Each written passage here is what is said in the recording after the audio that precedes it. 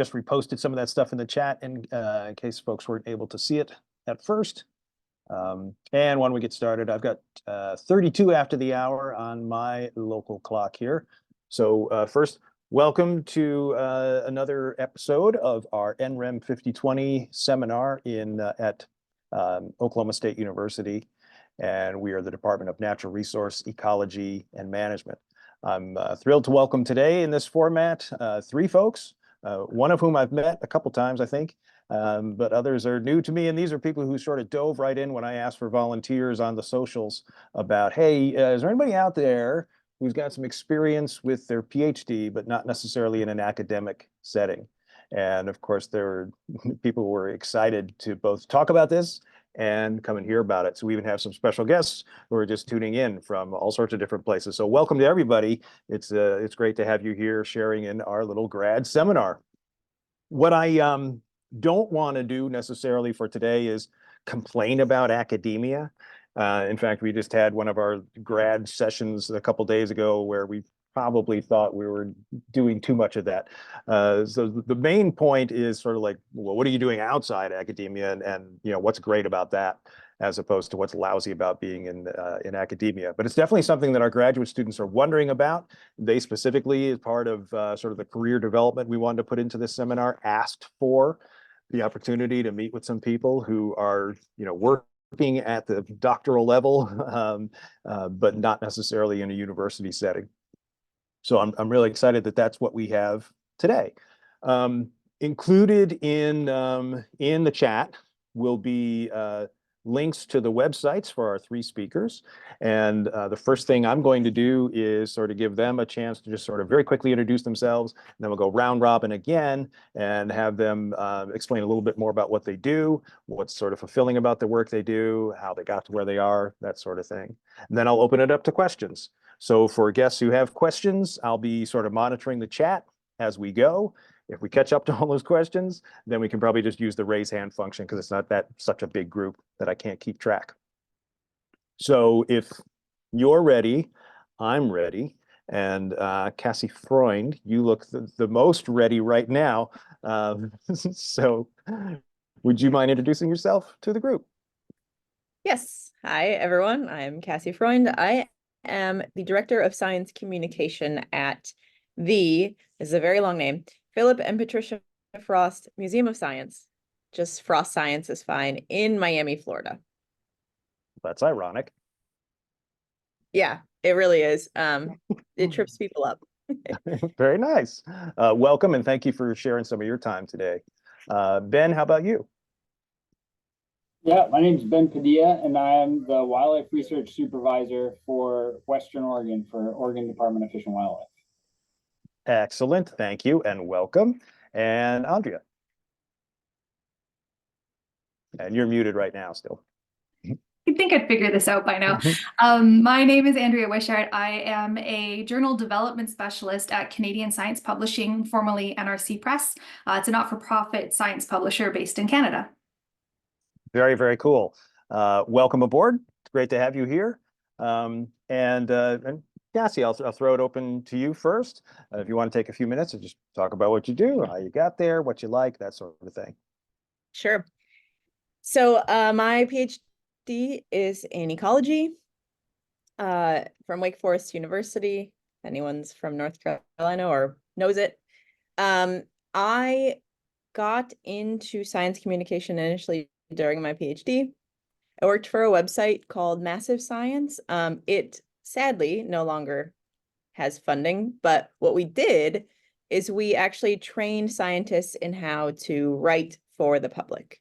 So I started there writing. I became an editor. It was a great program. Like, we paid scientists, and most of the people that we worked with were grad students.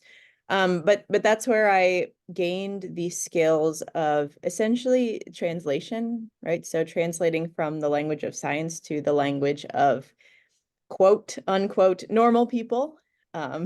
We scientists are normal people too, but not all of us behave like that all the time. And so then I got this job here at the Science Museum. My job is translation every single day. Basically, I work with every department of the museum here, to make sure that what we are telling people about science is accessible, so understandable, interesting, and also factual, which is a big thing. Fact checking is an important skill that if you want to go into science communication, you should practice. And so I help write exhibits.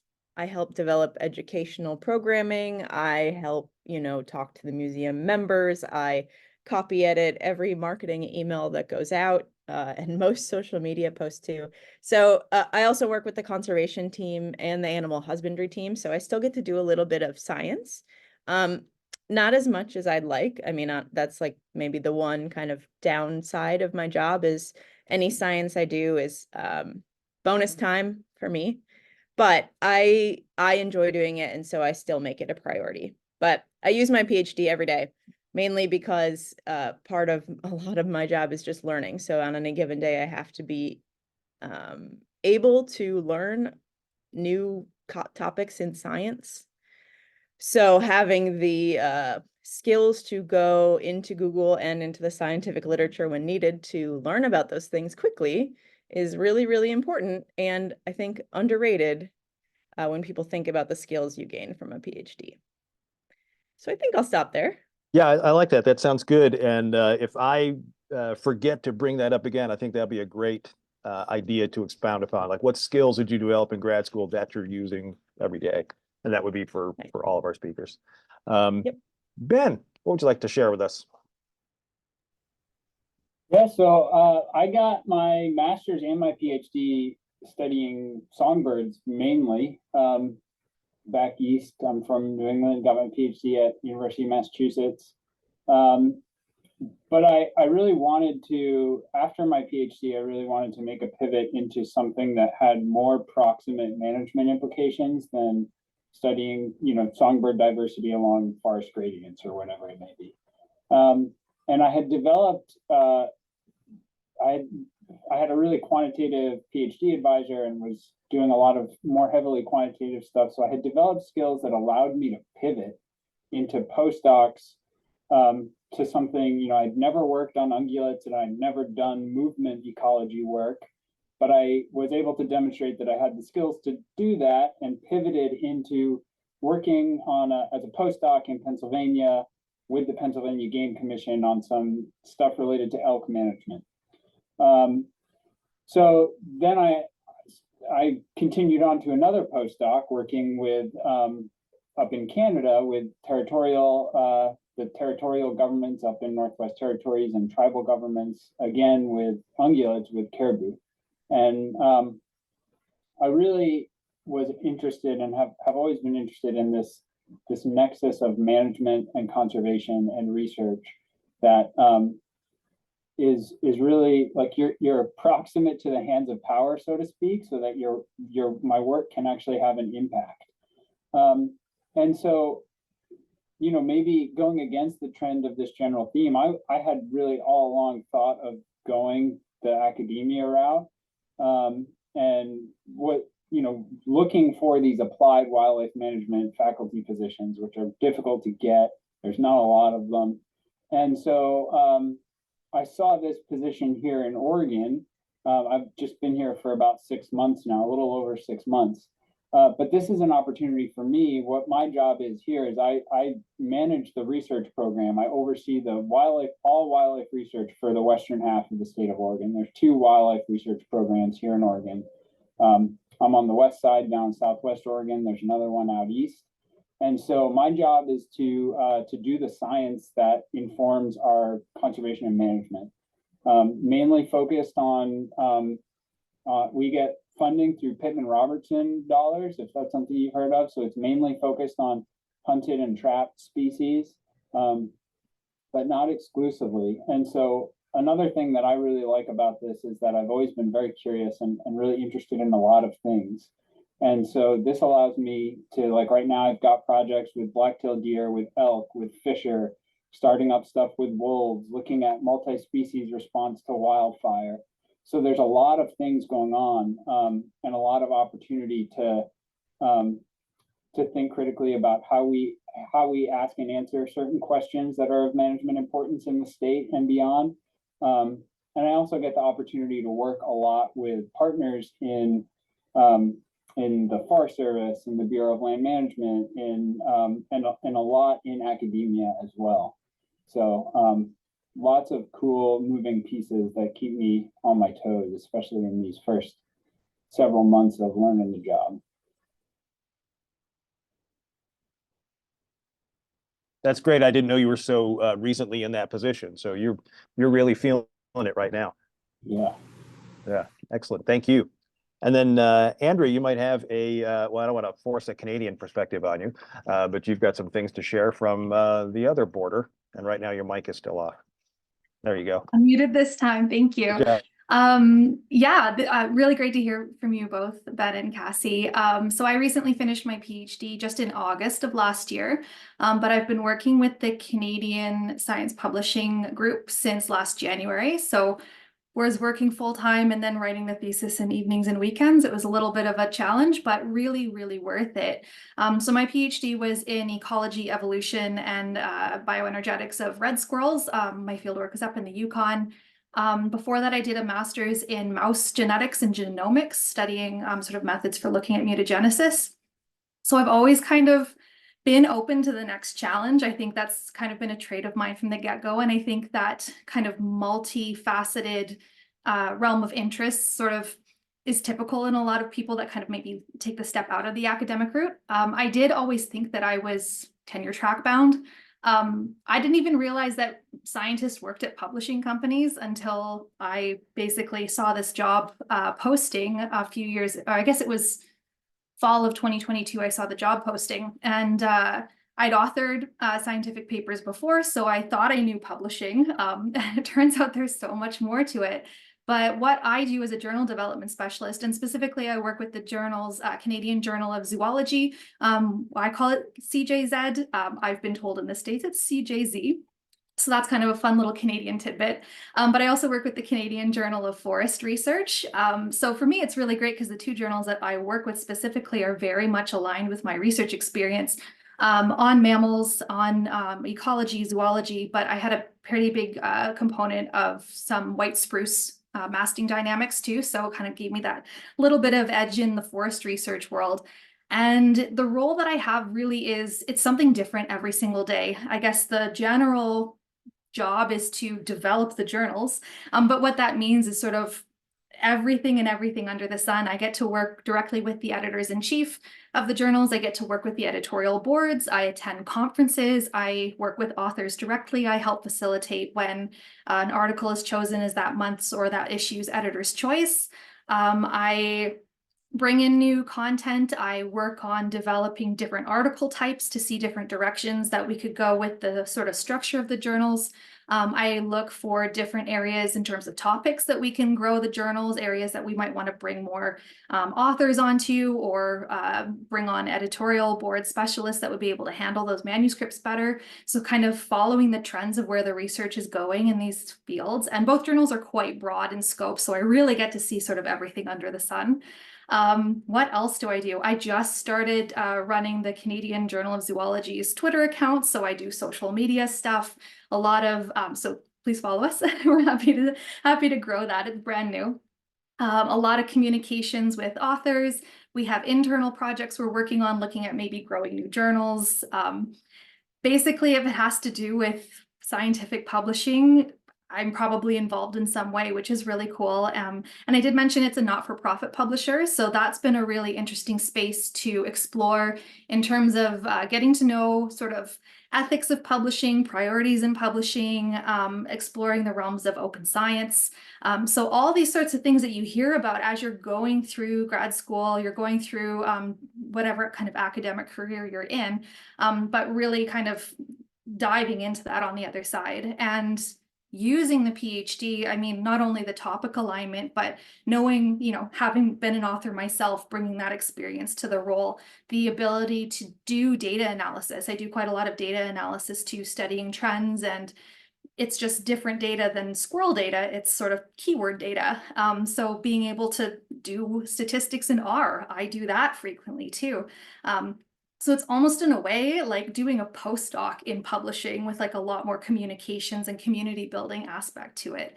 And yeah, it changes all the time. What I'm doing today is very different than I was even a year ago. The roles are pretty new at the company, so the roles are kind of growing with us. And there's a number of people that have PhDs in roles similar to mine at other journals. There's also people that don't have any science degrees. Maybe they have English degrees or certificates sort of from other programs that come more from a publishing background or more from an English and a language background. So it's a really nice multidisciplinary team that kind of brings all these different aspects together. Rather than kind of only working with scientists, I kind of get to work with a whole bunch of different people. I still do research. I actually just had a paper come out a couple weeks ago.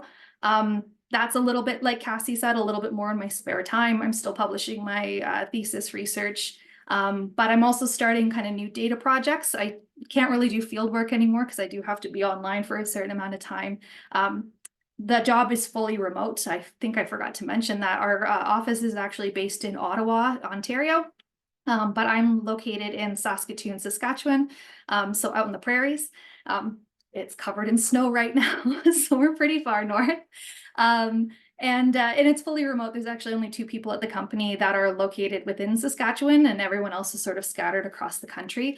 But that being said, I don't really have the time to go and do field work anymore, so I do miss the squirrels quite a lot. But the nice thing is that it really frees up my time to do a lot more of that data analysis, and the projects that I'm taking on typically are more data related anyways. So the long-term data sets, that's kind of my specialty, tapping into those, which I would be doing from a computer anyways. So kind of a whole bunch of different things. Well, no, that's really interesting. Thank you so much for sharing that. It sounds like you're doing a lot of the things that in a lot of journals the editor-in-chief does, but having someone dedicated to do that must be a boon, to really somebody who's just thinking about that longer term stuff. And that got me thinking a little bit about like goals and benchmarks. And I wonder if the 3 of you could comment on that in your positions. Of course, in academia, it's very clear that the primary goals are to publish as much as you possibly can and increase your impact factor, your citation record as a researcher, and of course then also bring in a whole bunch of money. And then those are the main things in certainly most research heavy positions. What sort of things are benchmarks in your current position, like measures of success, whether short term or long term? And I'll just you don't have to go round robin with that. You can go whatever shape robin you want. Whoever wants it first can start. I can maybe start out there. Appreciate it. So yeah, I mean, publication is definitely not the priority here in a state agency, and my predecessor here didn't publish much out of the work that was done out here, and he was here for 30 years, so clearly he was doing a good enough job. By contrast, the East region research crew has published quite a bit, and I think that they're from my conversations with folks and my supervisors, that's not a priority, but it is encouraged because it shows that the research it backs up the research that we're doing, backs up the management decisions. Ultimately, the benchmarks and the goals and the priorities here are that the research that my program does is providing information to the district wildlife managers and then to the Wildlife Commission that can inform management and decision making at the district level for the wildlife managers, and then at the commission level. So already, just in the couple months that I've been here, I've made some presentations to the commission just about some of our ongoing research. And so, for those that aren't familiar, there's I think every state there's a wildlife commission of folks that are generally appointed by the governor, that are citizens, that are the ultimate decision makers for any sort of big changes in wildlife management and conservation within the state. So that's really the key benchmark for me, is providing information that is high quality and vetted. And so publication is definitely part of that in terms of having vetted information, but it's not publish or perish sort of world for sure.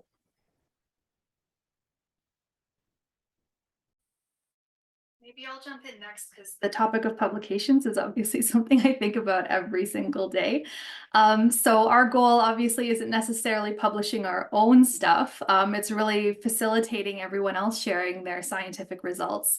And so the benchmarks aren't necessarily, I still publish, but that's definitely not a metric anymore.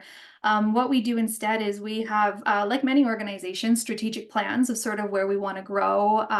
As a not-for-profit too, being a little bit more mission and values driven, we have benchmarks more towards growing and facilitating open science, or building communities through working more with Indigenous groups, and communities working with different societies as partnerships. Sort of these different aspects of doing science and sharing scientific knowledge and enabling a more equitable approach to sharing and doing science, rather than the actual outcomes itself. In a way, like obviously it's important to publish journals and that kind of thing, but I think it would be surprising to a lot of people that we don't really have like a minimum number of papers that we're aiming for.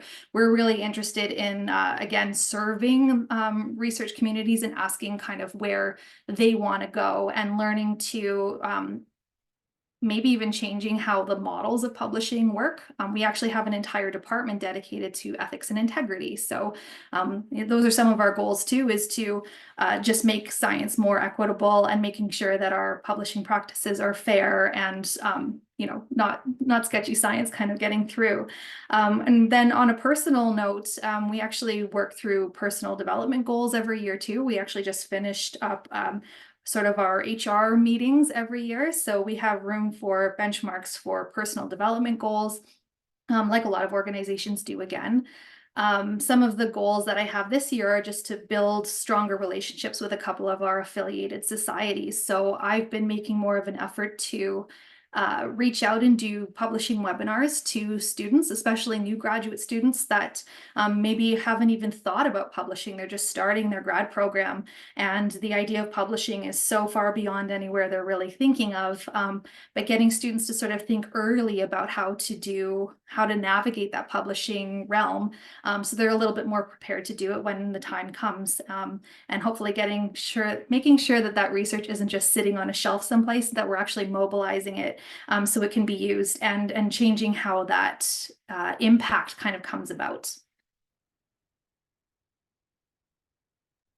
And I'll just say, like at the museum, our benchmarks are kind of centered around museum life, which is very short term. Like in the next 3 weeks, we have 3 events. We have an Earth Day celebration. We have a DNA Day that the local University of Miami is sponsoring. We have, what's after that? Navy Day, the Navy's coming. We're opening a new exhibit at the end of May. So things are very short term. And of course, we have long-term projects too, right? So planning a new museum exhibit takes years sometimes. And those are projects that we pick at over time, but a lot of it is like, what's happening this month? And just trying to get through it. Well, when the whole Navy's coming in, I mean, that's a big ticket. It's Fleet Week. Fleet Week. Well, we do have a couple questions, it looks like. Let's see, we've got a question from Laura Jacobs. Curious if any of you, especially Ben, had a specific exit strategy that you created and then facilitated to leave academia, or if it's more just an organic pathway that through which you left. So I guess, I mean, I did mention that I made a conscious pivot after my PhD, and I think a large part that was because I mentioned both my PhD and my master's work were bird related, but they were also urban related and sort of urban gradients. And I wanted to make sure that I didn't just get pigeonholed as an urban ecologist. So I did make a conscious pivot there. And the desire that put me into that opportunity working with state management agency and then territorial management agencies up in Canada. There wasn't like, there was never like a really specific goal to leave academia. And I think that like, so during my PhD, there was a postdoc at UMass that had this little like career happy hour thing going for a little while. And we just sort of talked through career stuff. This was early on in my PhD, and he encouraged us, and I really took this to heart. He encouraged us to think about, look at the people that have jobs that you like or that you would want, and think about what are the aspects of those jobs that you like. And so I'd spent a lot of time thinking about what I want out of a job, and looked around and saw all the different types of jobs where I could get all or most of those things in a different spectrum of them. And so, like, as I was applying for jobs, coming out of my second postdoc, I was applying to a lot of tenure track jobs. I was applying to jobs in like state agencies, like this one, obviously. Applied for a couple of nonprofits because I had recognized that I wanted to be able to essentially lead a research lab, and have some opportunity to, to do my science and to mentor folks, whether that's students or staff or something like that. So I had always been open to that. And I think the fact that, actually definitely for this position, the fact that I had made that intentional pivot from my PhD into my postdocs of working with state agencies, that experience, and then the breadth of experience that I then had between my grad school and my postdoc work, set me up well for a job like this, I think. And I'll follow that. I did have an intentional exit strategy. I actually never intended to go into academia from the beginning. So I started probably 8-9 months before I knew I was going to finish my PhD applying to jobs in the zoo, aquarium, museum, botanical garden, NGO space. That's why I got my PhD, is because I saw the writing on the wall before starting that I wouldn't be able to have the positions I wanted without it. And so I was able to, by doing that, get kind of the first bad interviews, bad cover letters out of the way in a very low stakes kind of environment. And then when I was finishing and had to find a job, it took me a few more months, but I did land something. And I applied to a single postdoc, saw the salary, laughed, and never ever applied to another one because not to bash academia, right? But there's a lot of opportunity out here that your skills are valuable. And so I think just to complement what Ben said about looking at jobs that you want and seeing kind of what it takes to get there, I also think it's valuable to, go on LinkedIn, go on Indeed, and just type in some of the skills that you already have and see what kind of job that could get you. And then you'll know either what's out there already, or by looking at jobs you want, like he said, what skills do you need to gain to get there? Yeah, I like that. Andrea, anything to add? Yeah, like I said, I had always thought that I'd kind of be pursuing a tenure track position. I really like research and I'm kind of open to a lot of questions. And I'm also just open to a lot of different kind of paths. And in a way, in trying to become as well-rounded and reach out and have as many opportunities and build that CV and build those connections, I almost inadvertently built a very nicely paved exit strategy without realizing it. And so I think that key is the transferable skills. What really made my application shine at CSP was the networking skills and the communication skills that I had been developing, thinking that I also did a lot of teaching during my PhD, like teaching and talking at conferences and working on collaborations. We're all sharpening these skills that were so transferable outside of academia. I didn't really have, like I mentioned, an exit strategy planned. A few years ago, there was a Princeton University Press book sale, and one of the books that was on sale was called Leaving Academia. It was dirt cheap, so I thought I'd pick it up just to see what options there were. The book was okay, but it did point out a few sort of things, like emphasizing the networking, talking to people outside of academia, and starting to just sort of put your kind of feelers out about things.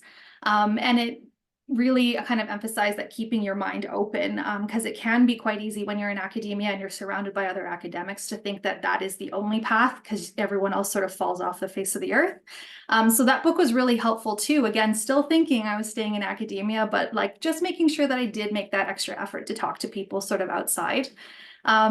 For me, the biggest driver that kicked me into applying was I was very broke at the time. So the funding situation in Canada is, well, literally until this week, when our federal budget just got released, very, very tough. Our national federal scholarships, the ones that are supposed to be the most competitive, were only about $21,000 a year for PhD students. And again, these are Canadian dollars, so quite low. And we usually don't get tuition waivers. So we're paying tuition out of that and then paying rent and food and whatever is left at the month. Really, it's not that much. And usually they only give you funding for 4 years. Unfortunately, the pandemic hit in the middle of me trying to do a PhD, which dragged things out, but there was no funding behind it. So I was really, I was actually interviewed for our national newspaper, the Globe and Mail, and told the whole country in it that I made $9,000 Canadian 1 year, and I still paid tuition out of that. So it was pretty dire circumstances, and I was just looking for any way to just finish the PhD and have a salary of some kind of shape and form. And then these ads kind of came along, a little bit serendipitous. I saw the salary and was like, well, that's more than they offer postdocs. I'm interested. I will say on the funding front in Canada, I also co-founded and I'm on the board of directors now for a movement called Support Our Science.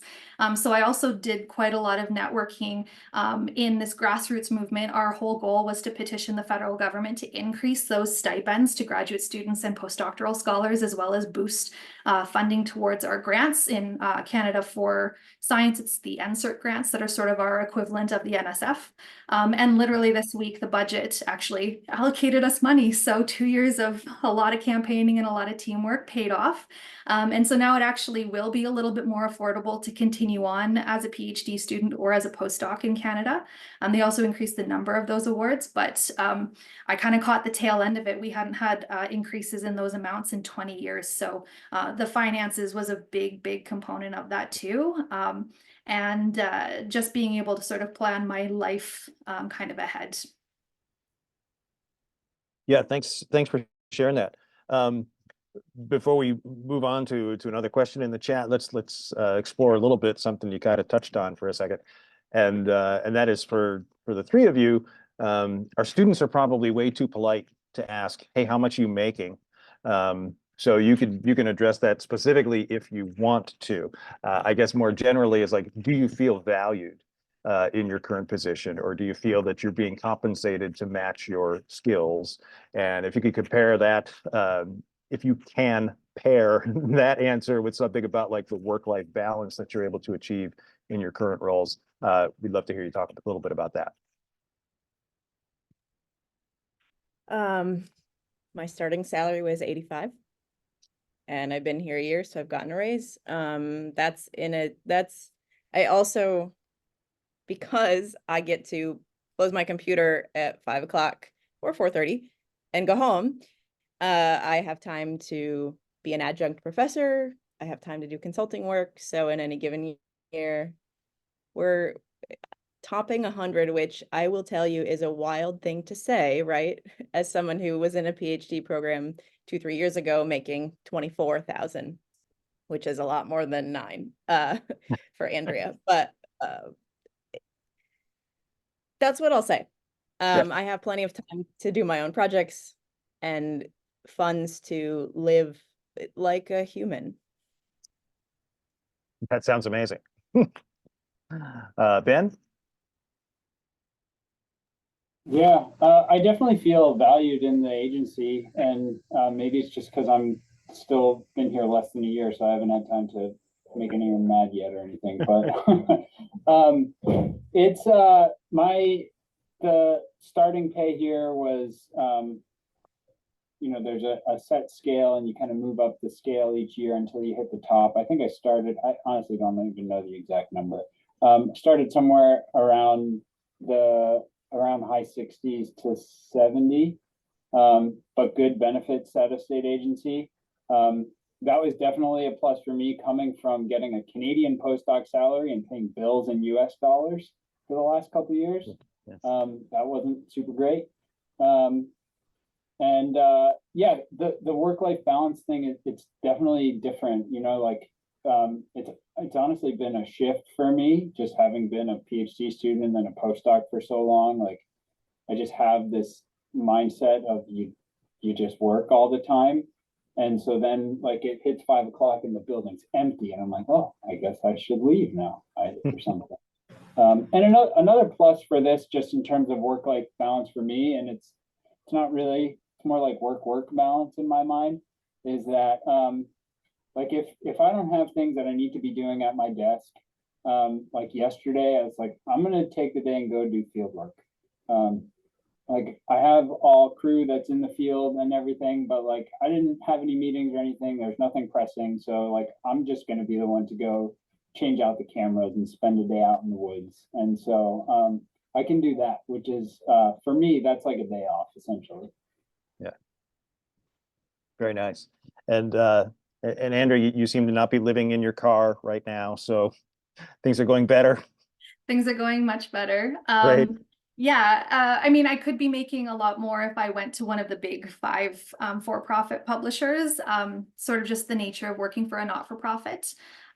I do make more than even our top federal postdoc salary, which is great. And again, on top of that, we have great benefits. So retirement, financial plans, really good. I'm in Canada, so the health insurance is like already good. And then even more covered beyond that. So I never have to worry in terms of paying for anything healthcare related, really. So that's a big bonus. We also have very generous vacation as well as sick days. We actually break down our sick days into wellness hours. So whether or not you need to take an hour off to go to a dentist appointment, or you just need to take a day off for a mental health break, they don't ask questions, really. They're just like, they're there to use them. We don't want you to burn out. And they're really, really great about talking about the work-life balance. I work exactly 37.5 hours a week. If I have more to do, like, it's a little bit flexible, but if it's consistently not enough to get the work done, then we immediately talk with managers about how to rearrange our workload so that we're staying within that, because they don't want us working overtime and burning out. And so that's a big switch for me, especially going from not even a work-life balance, going from a work balance, working full-time and working on the thesis. And I'll add too that we got married in the fall, so I was also planning my wedding in amongst all of that. So right now I feel like every day is a vacation because I'm only working 7.5 hours a day. And that's really, really nice, that boundary there, and knowing that when we talked about benchmarks a little bit earlier, these very definable goals that have been set and have been discussed are really nice, rather than kind of having the big thesis, this massive document just looming over you for several years. Everything's a little bit more manageable. You feel okay closing your laptop at the end of the day and moving on. And yeah, there's room to grow in the company too. So as much as I have the PhD, I'm still relatively new in the publishing industry, but I'm coming in as sort of a new person, and there's lots of room to grow, and they're very good about sort of recognizing us and giving us sort of different aspects of compensation to sort of reward just kind of doing a good job. So it's nice in a way, not having to constantly chase awards to feel validated, having to constantly chase grants to feel validated. I feel valued in everything that I do, and with really great feedback too, for room for improvement, but always very constructive, which is really, really nice. Sounds like you've landed quite well. We like that. We had a question in the chat I'd like to get back to, and this is from Danielle. Danielle, this is a great meaty kind of question. Would you mind, unmuting and sharing it verbally?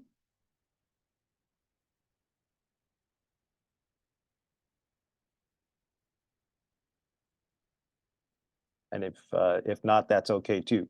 But the gist of the question was that in grad school, there's so much emphasis on preparing for sort of a life and a career in academia. And let's see, the question relates back to the initial point of really kind of fixing up a CV or resume to make it attractive. for a non-academic job. So how can you really tailor your grad school experience to show you're qualified for a non-academic job and that you have the kind of same strengths or skills that people in industry or wherever might be interested in? And it looks like Cassie addressed that a little bit, but let's go ahead and talk about that a little bit more. Cassie, you want to summarize your answer verbally? That can get us started? Sure, yeah. Yeah. Yeah, I just listed a few skills that you may have gained during your PhD.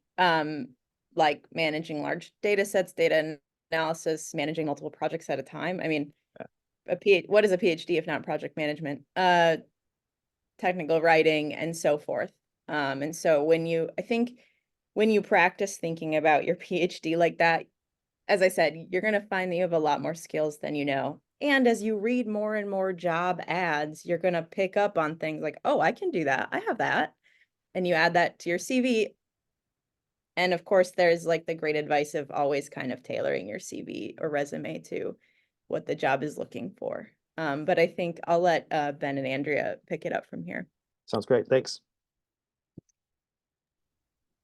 Yeah, I think to be honest, well, definitely between the three of us, my job is probably the closest to like an academic sort of position, leading a research program. But it's certainly different, and I've already hired several people for my program with graduate degrees in the past several months. So folks with masters and with PhD. So I've seen this from the hiring end of the spectrum, and so like, you know, for people within my program, even with a PhD, they're still going to be out there in the field doing field work. But it's that project management is really important, and also that ability to do analyses so that we can do all of our analysis all the way through. I want to be able to carry through our research to publication in-house rather than having a grad student need to work on everything. So it's less of having the the length of pubs in your CV, like that your CV just carries on for ages, like it might seem like it's the priority within academia, but more so that you've got a variety of demonstrable skills, from being able to call up a landowner and ask for access to get on their property to pick up a deer collar, or that you've got experience doing a variety of different things in the field, and you have those data skills and those writing skills. That combination is something you get in graduate school, but then it's almost like you're seemed to like forced into one or the other moving into your career. But this is an opportunity where really highlighting those field skills and those communication with the public skills is really valuable in a job like at a state agency. And then also I just like the other side of state agency work, management work. Increasingly, most district level management biologists have a master's degree. Some of them even have PhDs. And so that's a lot of that communication with the public. You're the one that gets called in when there's a bear problem on someone's property. But you're also out there, communicating with hunters, setting harvest limits, all that sort of stuff. So for anyone out there that's interested more in a wildlife management position, highlighting those communication aspects of your job, highlighting, your engagement. Just that public communication is really important because you're the outward facing people in the agency. Right. And those are all really great points. I think all coming back to the use of the transferable skills that you're developing. And the way that I always tell my students to look at it is, don't look at your grad program as being school. Obviously there's a kind of aspect to that, but see that as job experience yourself. So actually going through, and if you did field work, like, did you manage a crew? Did you do the community engagement? What sorts of things were you writing? Most places are not going to want your 15-page long CV with all of your presentations. They're going to want to see a 2-page resume that highlights the specific skills that'll fit the job. So again, like Cassie said, tailoring it. The skills that I have found to be the most useful are kind of the core of what the PhD is, and that's the problem solving aspect. Like, identified a problem, you've scoped the problem, you've designed a way to get out of the problem or solve the problem, and all of the skills that go along with that, and being able to demonstrate that you are able to take complex problems and see them through to the end.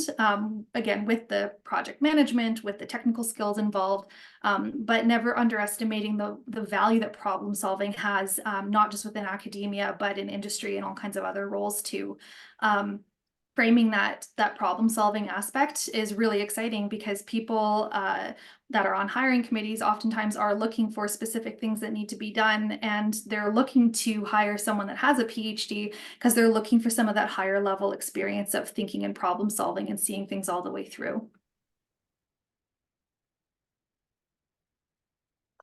Yeah, thanks for that. I mean, critical thinking and problem solving seems really relevant to all three of you, the way you sort of described what you do. And it sounds like you're finding that very rewarding in your current positions, that sort of nimbleness, right? To be ready for anything. Grad students, it was mentioned that, if you organized and managed a field crew or field seasons or things like that, those are the kind of, of course, call them soft skills that are so important in a lot of industry positions these days. But even things like if you're involved in your graduate student organization, I mean, all of those things are practice in like planning something and motivating people to participate in something for some goal, and that could probably be useful in some situations, demonstrating that way. I am scouring the chat. Laura sends her regards and thanks for our speakers here today, which is nice. Are there any final questions as we are approaching the end of our time? I know there was something at the top where I said, hey, somebody remind me. Let's return back to this. So if anyone does remember what that was, we could pick up on that.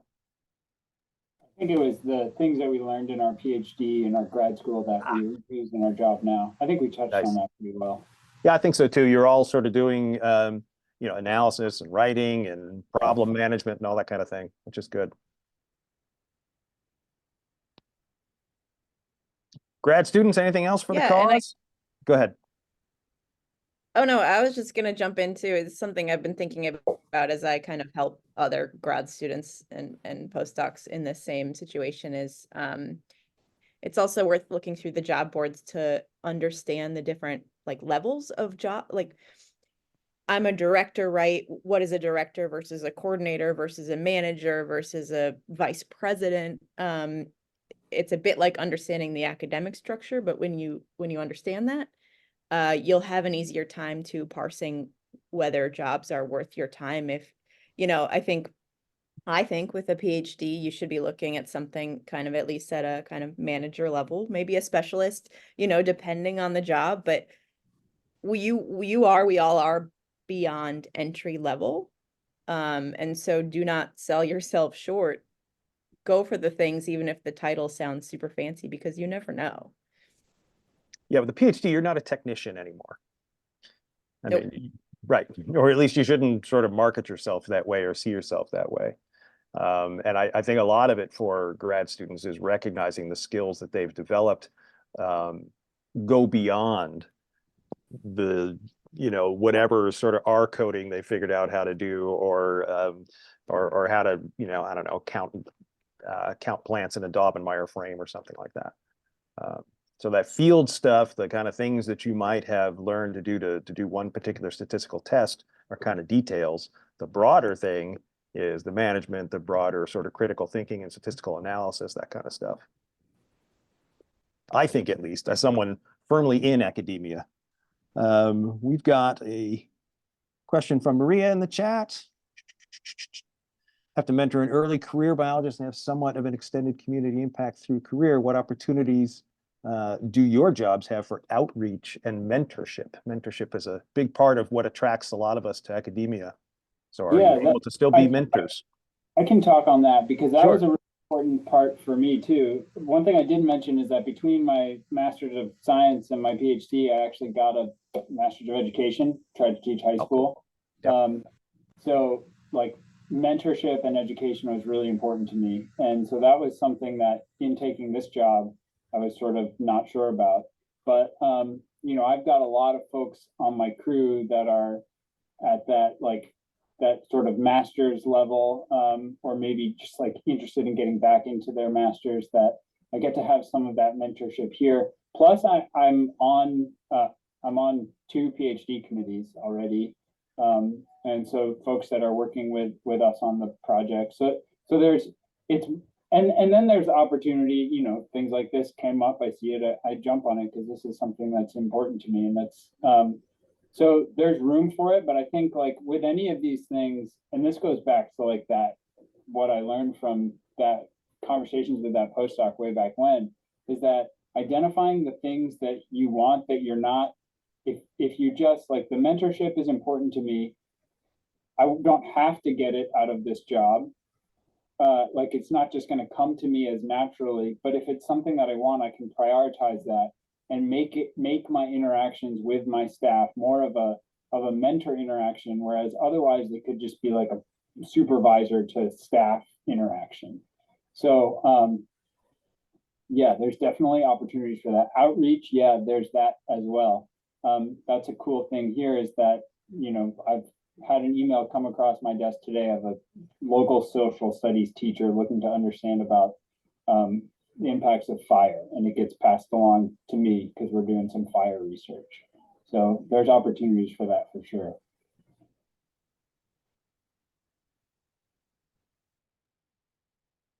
Andrea or Cassie, anything specifically on mentoring? Yeah. Andrea, you can go ahead. Thanks. No, I think all of that's really, really good. I think making it clear to the people that are either working with you or managing you, kind of going in what your priorities are. I expressed the last couple weeks that I'm really interested in taking on a little bit more about policy and science policy in Canada, given my involvement with Support Our Science, that grassroots movement, and kind of seeing opportunities where I can bring that into my actual day-to-day job. And so starting off, there were a little bit more defined roles, but I think a lot of places that are willing to hire on somebody with a PhD, they're going to be willing to sort of have the role fit to you as well to some degree. Obviously, there's going to be certain duties you have to do for the job. But if they wanted somebody just to come in and follow, you know, a very specific layout of technical skills, they wouldn't necessarily be looking for someone that has a PhD. So recognizing that having your own goals and your own professional development preferences and things that you want to achieve that bring meaning to your day-to-day work, people that you're working with are interested in at least sort of seeing how that might fit into your day-to-day job. And if you want to do outreach specifically, maybe you should work at a museum too, because my job is basically outreach, right? It's like Ken, his job is beach, like my job is outreach. Were you planning to compare yourself to Ken today? Not at all. Every it. day is a new adventure is my mantra in this job. I, at this point, must prepare myself to do that most dreaded thing that faculty do, which is a Friday afternoon faculty meeting. So it's about to, I know, right? Thankfully, it comes right before happy hour. So it's about time to close down. I want to thank Cassie and Ben and Andrea for their wisdom today and their especially just willingness to share their time and share some of their stories. This was really great. Appreciate you being here for making this happen. And for students and other guests, of course, I've got links to their websites available for you. So if you want to track these folks down, I bet they'd be willing to answer some other specific questions you might have for them. Other than that, thank you all and have a wonderful weekend. Go outside and enjoy some springtime wherever you may be. Yeah, thanks. Thanks, everyone. Thanks so much. Thank you. It's great.